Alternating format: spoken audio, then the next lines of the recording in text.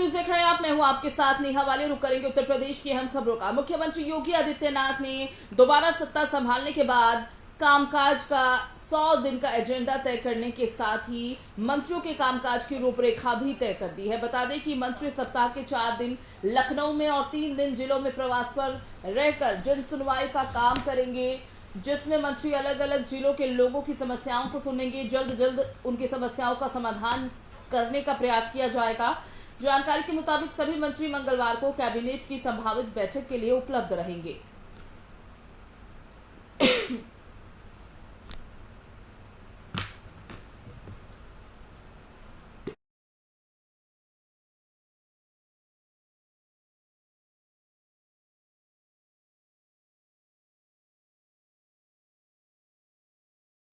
लोगों की समस्याओं को सुनेंगे, जनप्रतिनिधियों से मुलाकात करेंगे। मंगलवार या बुधवार को शासन की तरफ से गठित कमेटियों की होने वाली बैठकों में शामिल होंगे। शुक्रवार, शनिवार और रविवार को जिलों में और प्रभाव वाले जिलों में जन सुनवाई उनकी तरफ से की जाएगी। इसी खबर पर ज्यादा जानकारी के साथ हमारे संवाददाता नितिन है इस वक्त हमारे साथ। तो नितिन, यानी कि अब ये मान लिया जाए कि जिस तरह से कामकाज शुरू कर दिया गया है योगी आदित्यनाथ की तरफ से, सरकार एक बार फिर सरकार में आने के बाद और सत्ता संभालने के बाद 3 जिलों के प्रवास पर मंत्री रहेंगे, जन सुनवाई करेंगे, लोगों की समस्याओं को सुनेंगे। किस तरह से पूरी रूपरेखा तैयार की गई है? नेहा जी, आपको बताना चाहूंगा कि सीएम योगी आदित्यनाथ का जो प्लान है, 100 दिन का एजेंडा पे प्लान है और उनका एक मानना है कि छमाही, तिमाही और सालाना पर भी इस पे विशेष तौर पर काम किया जाए, क्योंकि जिस तरह से 100 दिन बीतने के बाद छमाही, सालाना भी आएगा तो उसमें किस तरह से प्रक्रिया रहेगी, किस तरह से कामकाज रहेगी, इसको देखते हुए उन्होंने 7 दिन में 4 दिन लखनऊ में निवास करने की बात कही सभी मंत्रियों के। उसके अलावा 3 दिन वह अपने जिलों में जाएंगे और प्रवास में जाएंगे, जहां जहां पर लोगों की समस्या उनको सुनेंगे। और सबसे अहम बात की मंगलवार को जो कैबिनेट बैठक होगी उसके लिए सभी मंत्री उपस्थित रहेंगे और जो उसमें से जो कमियां निकलेंगी या जो भी चीजें सामने आएंगी या जो शिकायतें आएंगी उनको कहीं ना कहीं कैबिनेट में रखा जाएगा, उस पर विचार किया जाएगा और आगे की रणनीति बनाई जाएगी। आपको बता दूंगा कि शुक्रवार, शनिवार, रविवार या सभी मंत्री अपने अपने जिलों में जाएंगे, प्रवास में जाएंगे, जहां जहां पर लोगों की समस्याएं उनको सुनेंगे। वहीं सोमवार, मंगलवार और बुधवार, बृहस्पतिवार को यहीं पर रहेंगे लखनऊ में 4 दिन और कैबिनेट पर चर्चा करेंगे। साथ ही साथ योगी 2.0 का जो कामकाज है उस पे देखेंगे और लोगों की योजनाओं पर, परियोजनाओं पर जितना काम बल हुआ है उसको देखेंगे कि क्या काम हो रहा है, क्या नहीं हो रहा है, क्योंकि विभागीय कामकाज तथा फील्ड योजनाओं, परियोजनाओं के जन समस्याओं के समाधान को लेकर ही यह सब किया जा रहा है। और सबसे अहम बात यह है कि जो उनका 5 साल का वादा है, 5 वर्ष के एजेंडे को तय करना, उनकी कार्रवाई चल रही है। साथ ही विभागीय कामकाज को तथा फील्ड में योजनाओं को, परियोजनाओं को लाना उनका मेन काम रहेगा, क्योंकि लोगों को समस्याएं जो रहती है वो इसी बात की रहती है, योजना निकलती है पर उनके तक पहुंच नहीं पाती। उन योजनाओं को इस बार उनको पहुंचाने का काम मंत्रियों को ऊपर सौंपा गया है, क्योंकि जिस तरह से अधिकारियों की मिली साधना के चलते लोगों को उनकी योजनाओं का लाभ नहीं मिल पा रहा है, तो इसको कहीं ना कहीं देखा गया है और आंका गया है, क्योंकि पुरानी फाइलों में भी कई कमियां ऐसी नजर आई हैं जिनमें देखा गया है कि योजनाओं का लाभ जनता तक नहीं मिल पा रहा है। तो उनको कहीं ना कहीं पहुंचाने का काम यह 3 दिन में किया जाएगा और लोगों तक हर जो सुविधाएं हैं सरकार द्वारा वो बताई जाएंगी, योजनाओं को बताया जाएगा और उसके अलावा जो भी समस्याएं उन पर उनका निदान किया जाएगा। जी, तो यानी कि आप कह रहे हैं कि जिन योजनाओं का लाभ लोगों को मिल नहीं पाता है या जिन योजनाओं के बारे में उन्हें पता नहीं चल पाता है, जिसकी वजह से तमाम तरह की समस्याओं से दो चार होना पड़ता है लोगों को, अब उन समस्याओं का समाधान ये सब करेंगे मिलकर। क्योंकि जिस तरह से हम ये समझ सकते हैं मोटे तौर पर नितिन, की जो कहा जा रहा है योगी आदित्यनाथ की तरफ से कि उत्तर प्रदेश को अब हम उत्तम प्रदेश बनाएंगे, तो उसकी रूपरेखा वो तैयार कर रहे हैं। बिल्कुल बिल्कुल। आपको बताना चाहूंगा नेहा कि जिस तरह से ये इनका कामकाज करने का तरीका इस बार थोड़ा सा अलग रहेगा। जो 2.0 जो योगी सरकार है उसका काम करने का एजेंडा उन्होंने इसीलिए 100 दिन का दिया। उसके बाद तिमाही, छमाही, सालाना के अंतर्गत काम चलेगा। उसके अनुसार जो रिपोर्ट उसमें से आएगी कि किन जिलों में क्या काम हुआ है और क्या काम नहीं हुआ है, उन पर विशेष वार्ता करी जाएगी, क्योंकि जितना बजट आता है उसके अनुसार कितना काम होता है, ये सबसे अहम बात होगी। क्योंकि 20 से 25 अप्रैल में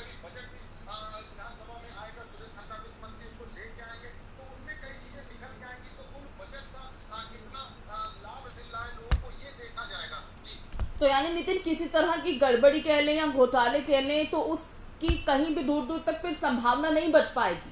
बिल्कुल नेहा जी, जिस तरह से अधिकारियों के दिन पर दिन जो मामले सामने आ रहे हैं और फाइलें उनकी खंगाली जा रही हैं, उनमें कई सारे घोटाले सामने आ रहे हैं। चाहे जिस विभाग का ले लीजिए, हर विभाग में कहीं ना कोई घोटाला जरूर सामने आ रहा है दिन पर दिन। तो उन पर नकल कसने के लिए ये अभियान चलाया जा रहा है और ये अभियान आगे भी चलता रहेगा, क्योंकि जिस तरह से 5 साल का उन्होंने वादा किया है जनता के बीच आए तो उन्होंने ये कहा है योगी जी सरकार ने कि उनको कहीं ना कहीं उससे बेहतर सुविधाएं योजनाओं का लाभ मिलेगा, क्योंकि जिस तरह से फ्री राशन की बात कही जा रही थी, कहीं कहीं राशन की सुविधा लोगों को नहीं मिल पा रही है। उनकी शिकायतें फिर सीएम योगी के पोर्टल पर आ रही है। इसके अलावा बिजली को लेकर, पानी को लेकर और साथ ही साथ शिक्षा, चिकित्सा, इन सभी चीजों को देखते हुए काफी कार्रवाई की जा रही है और अवैध निर्माणों को भी देखा जा रहा है कि जिन जिन जिलों में, क्योंकि उत्तर प्रदेश एक बड़ा प्रदेश माना जाता है, 403 विधानसभा सीटें हैं,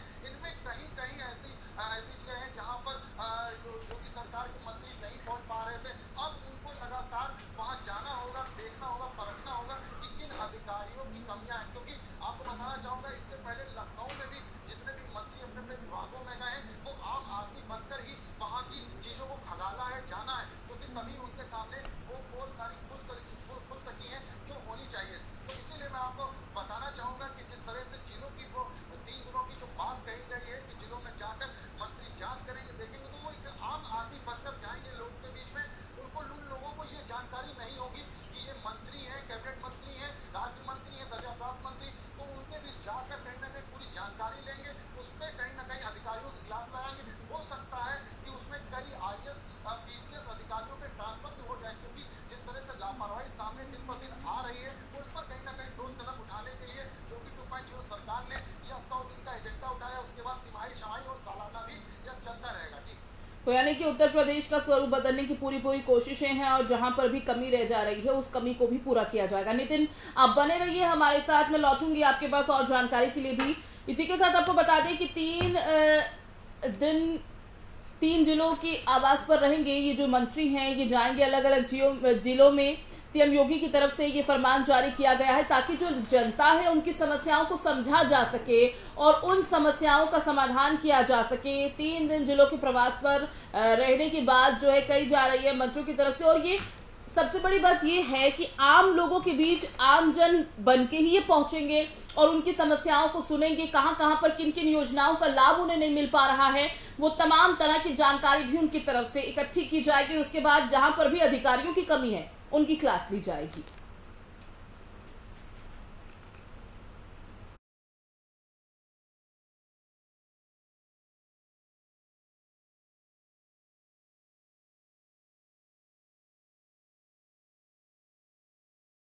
बढ़ते आगे, उपराष्ट्रपति वेंकैया नायडू बीते कल में अपनी पत्नी के साथ राजधानी लखनऊ पहुंचे। बताते चले कि एयरपोर्ट पर राज्यपाल आनंदीबेन पटेल, सीएम योगी आदित्यनाथ, उप मुख्यमंत्री केशव प्रसाद मौर्य और ब्रजेश पाठक ने उनका स्वागत किया।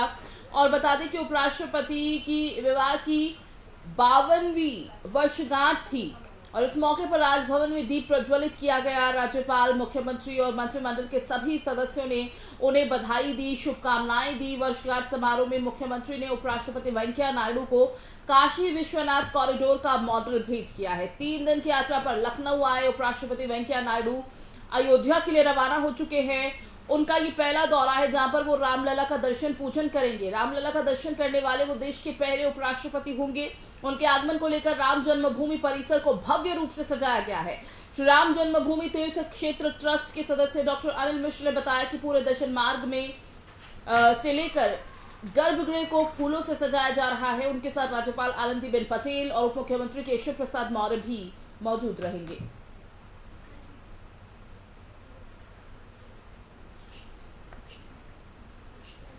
तो इस पर ज्यादा जानकारी के लिए और बातचीत के लिए हमारे साथ एफएम न्यूज के कार्यकारी संपादक अक्षय राय का रुख कर लेते हैं। तो अक्षय, 3 दिन के दौरे पर हैं वेंकैया नायडू और अयोध्या के लिए रवाना हो चुके हैं। क्या कुछ खास आज रहने वाला है अयोध्या में? देखिए, वेंकैया नायडू कल शाम लखनऊ पहुंचे। वहां पर आनंदीबेन पटेल ने मंत्री परिषद को डिनर पर इनवाइट किया था।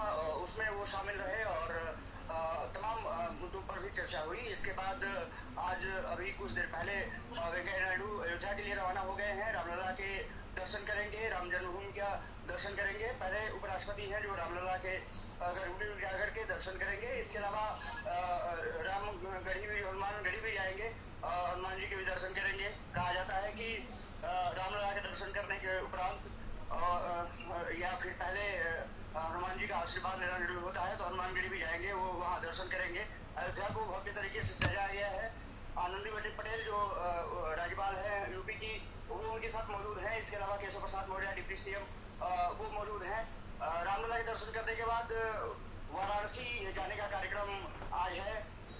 उपराष्ट्रपति वाराणसी पहुंचेंगे, बाबा विश्वनाथ के भी दर्शन करेंगे और कहा जा रहा है कि ये पर्सनल यात्रा है और ट्रेन से यात्रा कर रहे हैं। तो साफ तौर पर है कि एक उपराष्ट्रपति का दौरा 3 दिवसीय रहा है और वो काफी महत्वपूर्ण है। हालांकि कुछ हद तक निजी भी बताया जा रहा है, लेकिन ये तय है कि 3 दिवसीय दौरे पर उपराष्ट्रपति हैं और जो प्रशासन है, जो सरकार है, वो कोई कसर नहीं छोड़ना चाहती है। और यही वजह रही है कि राज्यपाल और उनके जो कैबिनेट के सहयोगी हैं योगी आदित्यनाथ के केशव प्रसाद मौर्य, वो लगातार उपराष्ट्रपति के दौरे पर नजर रखे हुए हैं। वो खुद मौजूद वहाँ अयोध्या में रहेंगे और कहा जा रहा है कि वाराणसी भी उनके साथ जाएंगे।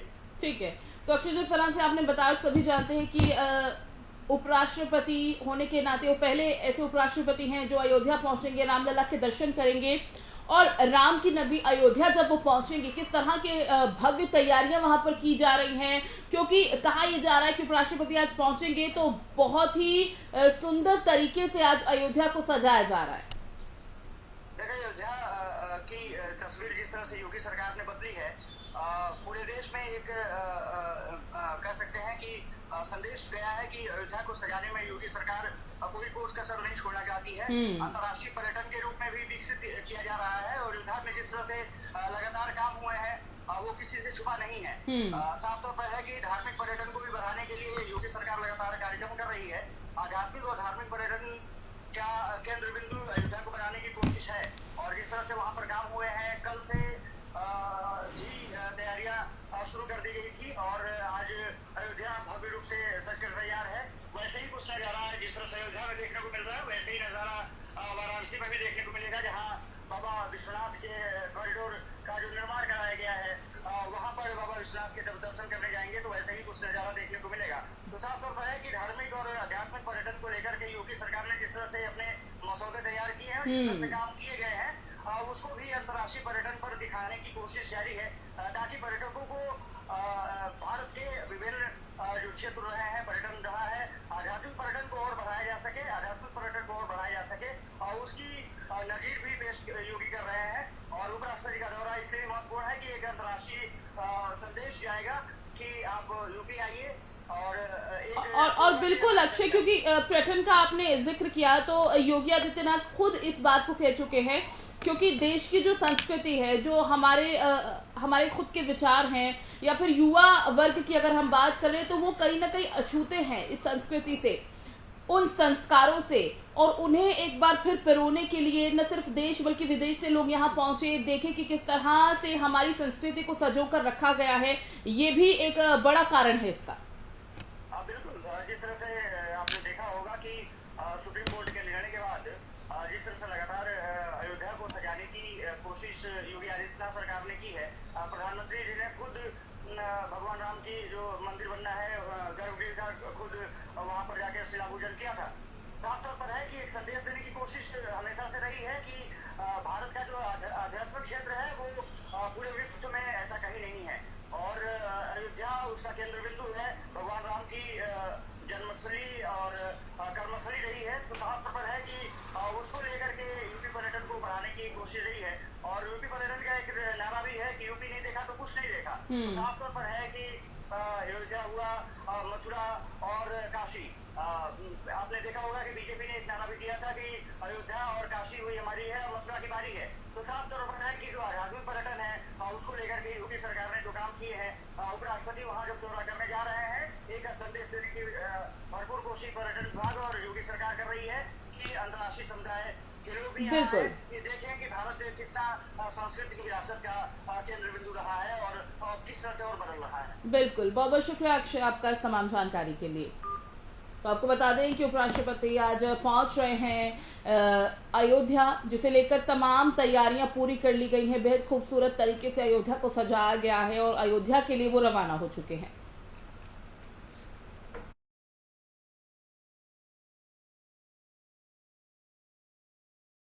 और वहीं दूसरी तरफ उत्तर प्रदेश शासन बीती देर रात लगभग 12 आईपीएस अधिकारियों के तबादले कर चुका है। जानकारी के मुताबिक इस लिस्ट में 9 जिलों के पुलिस कप्तान भी शामिल हैं। तबादलों को लेकर एक लिस्ट सोशल मीडिया पर शेयर की जा रही है। वहीं गृह विभाग के सूत्रों के मुताबिक जिन जिलों के कप्तान बदले गए हैं उनमें मुरादाबाद, रामपुर, अमरोहा, महाराजगंज, संत कबीर नगर, हाथरस, कुशीनगर, चित्रकूट और बलरामपुर के पुलिस अधीक्षक शामिल हैं। ये भी बता दें कि यूपी में 14 आईपीएस अफसरों का ट्रांसफर हुआ है। 10 जिलों के कप्तान बदले गए हैं। और अगर बात 14 आईपीएस अधिकारियों के तबादले की जाए कि कहां हुए हैं, तो सबसे पहले हाथरस के एसपी रहे विनीत जायसवाल को अमरोहा का एसपी बनाया गया है। अमरोहा के एसपी पूनम को प्रतीक्षारत कर दिया गया और बलरामपुर के एसपी हेमंत कोठियाल को मुरादाबाद का एसएसपी बनाया गया है। मुरादाबाद के एसएसपी रहे बबलू कुमार को प्रतीक्षारत कर दिया गया है। पीएसी बरेली के सेना नायक राजेश कुमार सक्सेना को बलरामपुर का एसपी बनाया गया है। रामपुर के एसपी अंकित मित्तल को बरेली पीएसी में सेना नायक नियुक्त किया गया है। डीजीपी कार्यालय में से संबद्ध एसपी अशोक कुमार शुक्ल को रामपुर का एसपी नियुक्त किया गया है। संत कबीर नगर के एसपी कुसुम को एसपी महाराजगंज के एसपी रहे प्रदीप गुप्ता को पीएसी कानपुर में सेना नायक बनाकर भेजा गया। गोरखपुर के एसपी सिटी रहे सोनम कुमार को संत कबीर नगर का एसपी नियुक्त किया गया है। पीएसी कानपुर के सेना नायक विकास कुमार वैद्य को हाथरस का नया एसपी नियुक्त किया गया है।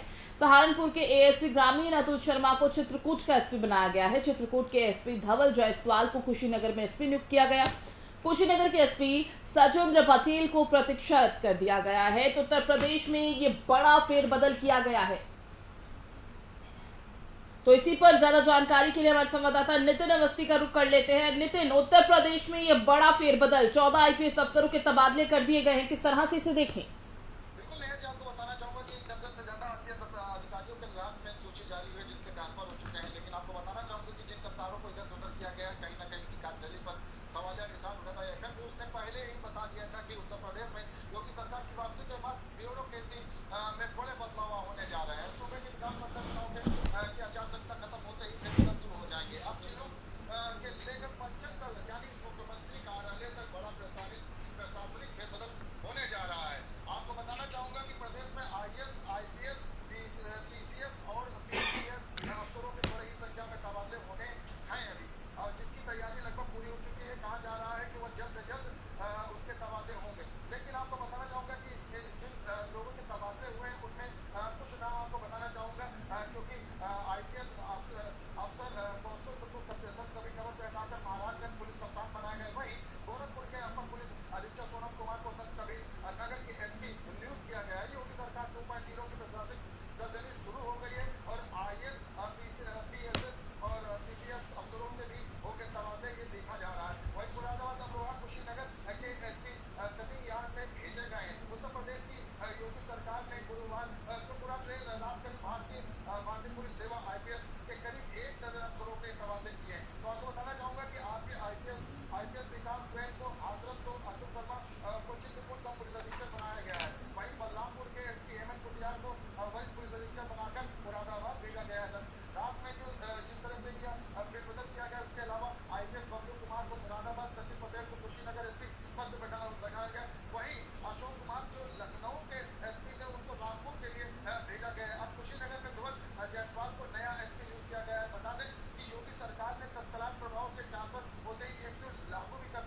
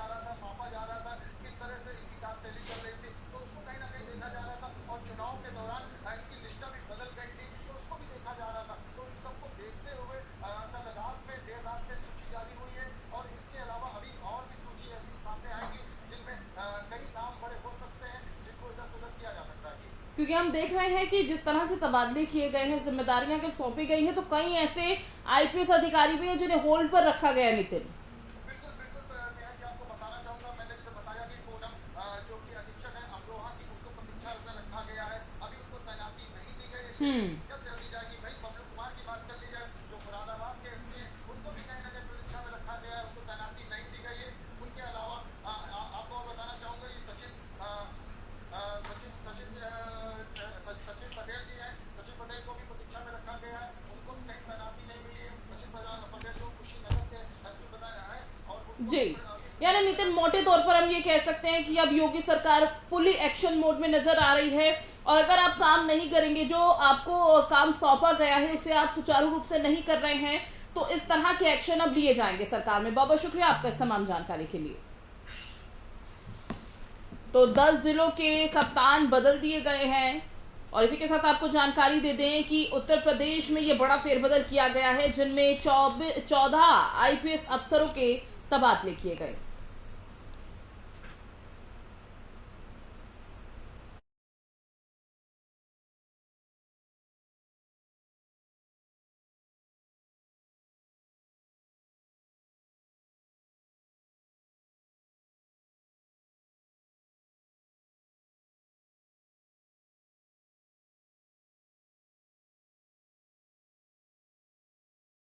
और वही कोरोना का प्रकोप भी देश भर में फैल रहा है। बात करें गाजियाबाद की, तो जिले में कोरोना संक्रमण की रफ्तार ने अब तेजी पकड़ ली है।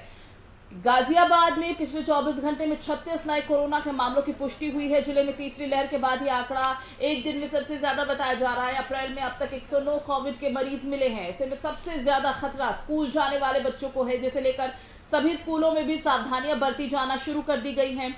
स्कूल में मास्क और सैनिटाइजर अनिवार्य कर दिया गया है। बच्चों को अपनी पानी की बोतल लाने के लिए भी कहा गया है, क्योंकि जिस तरह से एहतियात बरतने की पहले जरूरत थी वो फिर से कह दिया गया है। दिशा निर्देश फिर से जारी कर दिए गए हैं।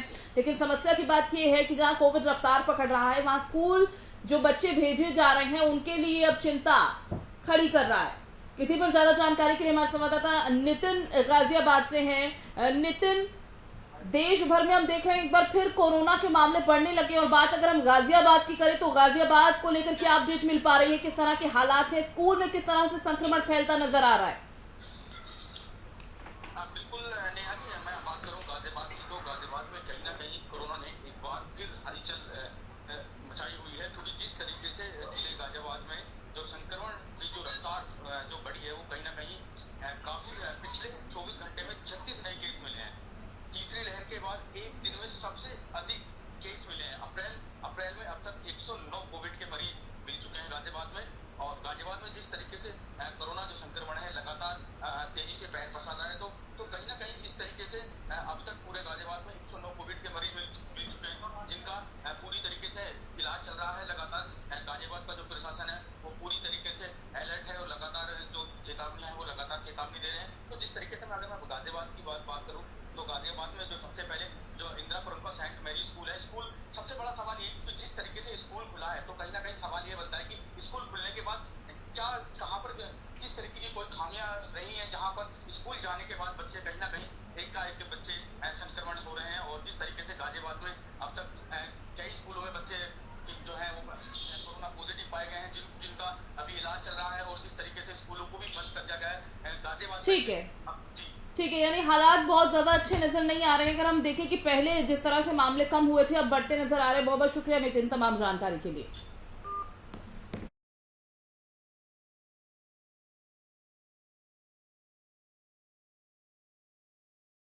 तो देश भर में एक बार फिर से कोरोना के मामले बढ़ने लगे हैं, और उत्तर प्रदेश में भी हालात अब पहले जैसे नहीं रहे। गाजियाबाद का हमने अभी जिक्र किया और बताया कि किस तरह से यहां पर मामले बढ़ रहे हैं। स्कूल में बच्चों के लिए अब चिंता का विषय ये बनता जा रहा है, और एफएम न्यूज भी अपने सभी दर्शकों से यही अपील करता है कि जिस तरह से एक बार फिर कोरोना के मामले बढ़ रहे हैं, आप सभी एहतियात बरतें। दीजिए इजाजत, नमस्कार।